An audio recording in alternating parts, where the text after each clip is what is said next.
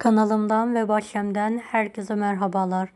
Bahar aylarında ekmiş olduğum sebzelerin ilk hasadını toplamak istiyorum. Sizlere de göstermek istedim. Gördüğünüz gibi dalından tazecik biberlerimi topluyorum. Evet, tekrardan dikimini göstermek istiyorum. Hala dikmek isteyenler varsa geç değil dikebilirler. Saksıları gübreli bahçe toprağı ile doldurdum önceden. Aralıklı olacak şekilde salatalık tohumlarımı saksına yerleştiriyorum.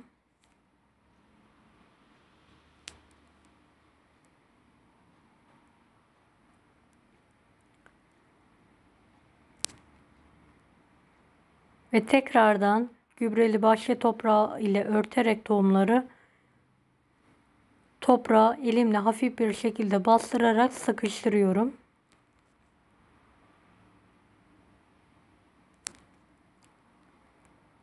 Diğer saksıma da domates tohumu dikmek istiyorum. Kendi domateslerimizden aldığımız tohumlar bunlar. Evet, aralıklı olacak şekilde 5-6 tane tohumu saksıya atıyorum. Ve tohumların üzerini kapatacak şekilde gübreli bahçe toprağı ile örterek elimle sıkı sıkı bastırıyorum.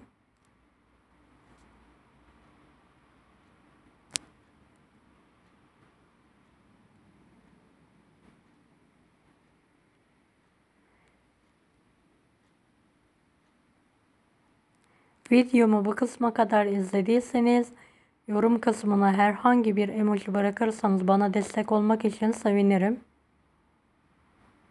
Evet, diğer saksıya da aynı tohumdan, domates tohumundan aralıklı olacak şekilde dikimini yapıyorum.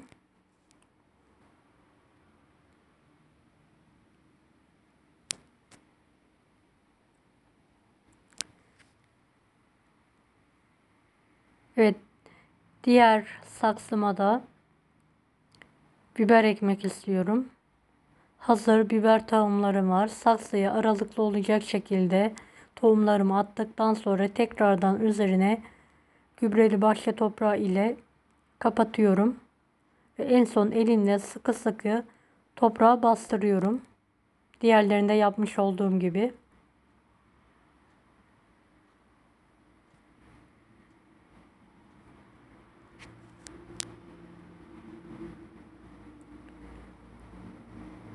Bahar aylarında dikmiş olduğum için saksılarımı seraya kaldırmıştım. Ve üzerlerine bolca sulama yapıyorum düzenli bir şekilde. Havalar soğuk olduğu için üzerlerini kapatmıştım. Yaz aylarında ekecekseniz üzerlerini kapatmanıza gerek yok.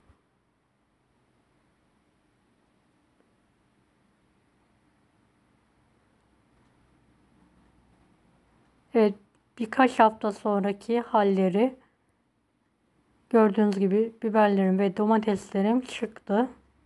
Çimlendiler.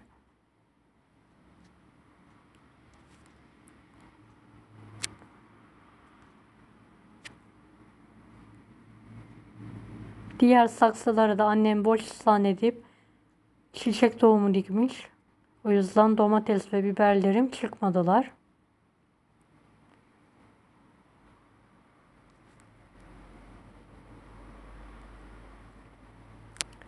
Evet, gördüğünüz gibi biber ve domateslerim büyümeye başladı ve ilk çiçeklerini verdiler.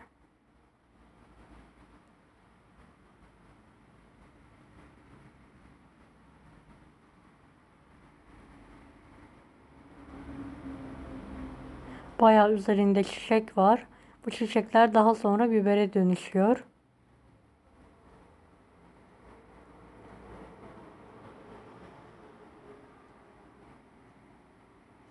Evet, domateslerimde de ilk hasat kızarmalarını bekliyorum. Gördüğünüz gibi sivri domates çıktı.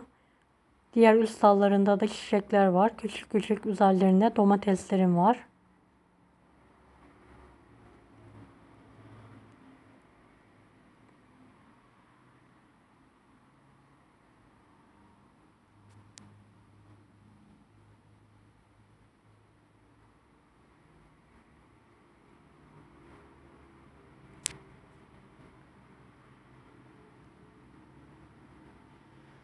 Evet, birkaç ay sonraki halleri biber ve domateslerimin ve artık hasat zamanı geldi. Biberlerimi toplayacağım. Domateslerim de birkaç haftaya kadar kızarır. Gördüğünüz gibi üzerinde bayağı biber var.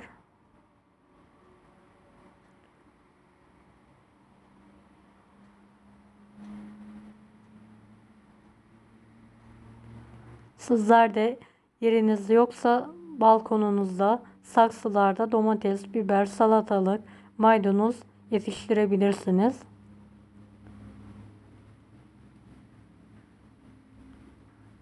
Evet, biberlerimi topluyorum.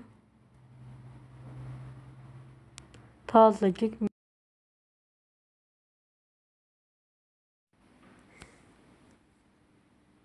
Evet, biberlerimin hepsini topladım. Gördüğünüz gibi çıtır çıtır biberlerim yemeğe hazır artık. Deneyecek olanlara şimdiden kolaylıklar dilerim. Kanalıma ücretsiz abone olmayı unutmayın. Bir dahaki videolarda görüşmek üzere. Allah'a emanet olun. Hoşça kalın. Daha farklı videolar için bunları da izlemeyi unutmayınız.